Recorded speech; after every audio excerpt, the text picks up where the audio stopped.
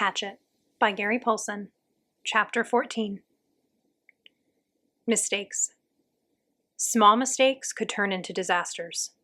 Funny little mistakes could snowball so that while you were still smiling at the humor, you could find yourself looking at death. In the city, if he made a mistake, usually there was a way to rectify it, make it all right. If he fell on his bike and sprained a leg, he could wait for it to heal. If he forgot something at the store, he could find other food in the refrigerator.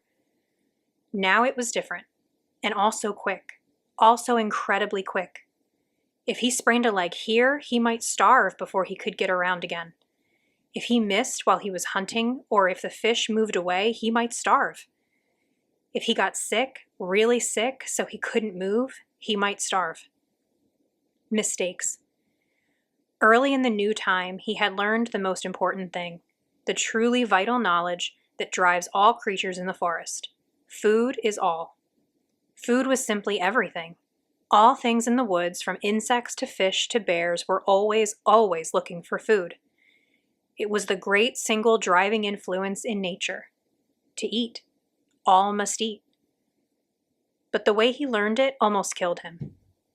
His second new night, stomach full of fish and the fire smoldering in the shelter, he had been sound asleep when something, he thought later it might be smell, had awakened him. Near the fire, completely unafraid of the smoking coals, completely unafraid of Brian, a skunk was digging where he had buried the eggs. There was some sliver of a moon, and in the faint pearl light he could see the bushy tail, the white stripes down the back, and he had nearly smiled. He did not know how the skunk had found the eggs. Some smell, perhaps some tiny fragment of shell, had left a smell. But it looked almost cute, its little head down and its little tail up as it dug and dug, kicking the sand back. But those were his eggs, not the skunk's, and the half-smile had been quickly replaced with fear that he would lose his food, and he had grabbed a handful of sand and thrown it at the skunk. "Get out of here!" He was going to say more, some silly human words, but in less than half a second, the skunk had snapped its rear end up, curved its tail over, and sprayed Brian with a direct shot aimed at his head from less than 4 feet away. In the tiny confines of the shelter, the effect was devastating. The thick, sulfurous, rotten odor filled the small room, heavy, ugly, and stinking. The corrosive spray that hit his face seared into his lungs and eyes, blinding him. He screamed and threw himself sideways, taking the entire wall off the shelter, screamed and clawed out of the shelter, and ran to the shore of the lake. Stumbling and tripping, he scrambled into the water and slammed his head back and forth, trying to wash his eyes, slashing at the water to clear his eyes. 100 funny cartoons he had seen about skunks. Cute cartoons about the smell of skunks, cartoons to laugh at and joke about. But when the spray hit, there was nothing funny about it. He was completely blind for almost 2 hours, a lifetime. He thought that he might be permanently blind, or at least impaired, and that would have been the end. As it was, the pain in his eyes lasted for days, bothered him after that for 2 weeks. The smell in the shelter, in his clothes, and his hair was still there now, almost a month and a half later. And he had nearly smiled. Mistakes. Food had to be protected. While he was in the lake trying to clear his eyes, the skunk went ahead and dug up the rest of the turtle eggs and ate every one. Licked all the shells clean and couldn't have cared less that Brian was thrashing around in the water like a dying carp. The skunk had found food and was taking it, and Brian was paying for a lesson. Protect food and have a good shelter. Not just a shelter to keep the wind and rain out, but a shelter to protect, a shelter to make him safe. The day after the skunk, he set about making a good place to live. The basic idea had been good. The place for his shelter was right, but he just hadn't gone far enough. He'd been lazy. But now he knew the second most important thing about nature, what drives nature. Food was first, but the work for the food went on and on. Nothing in nature was lazy.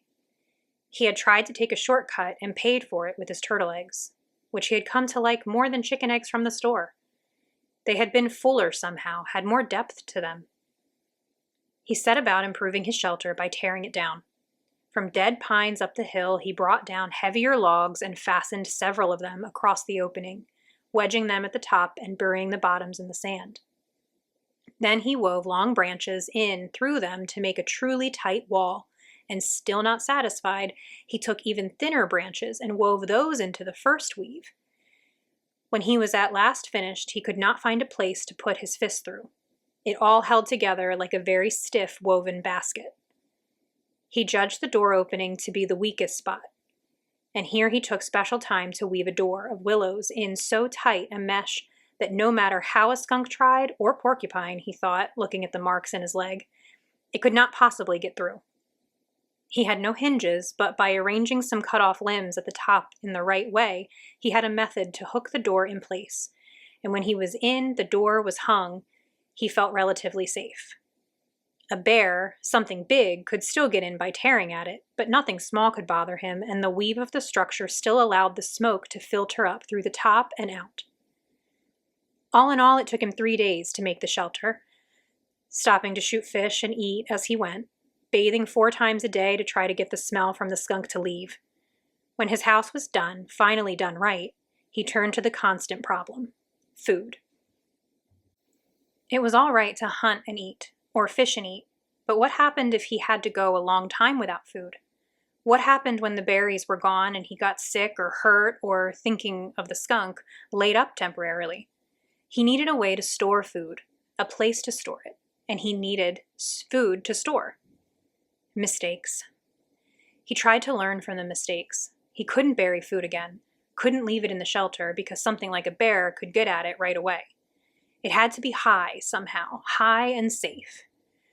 Above the door to the shelter, up the rock face about 10 feet, was a small ledge that could make a natural storage place, unreachable to animals, except that it was unreachable to him as well. A ladder, of course. He needed a ladder, but he had no way to fashion one, nothing to hold the steps on, and that stopped him until he found a dead pine with many small branches sticking out of it. Using his hatchet, he chopped the branches off so they stuck out 4 or 5 inches, all up along the log. Then he cut the log off about 10 feet long and dragged it down to his shelter.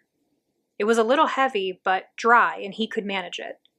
And when he propped it up, he found he could climb to the ledge with ease, though the tree did roll from side to side a bit as he climbed.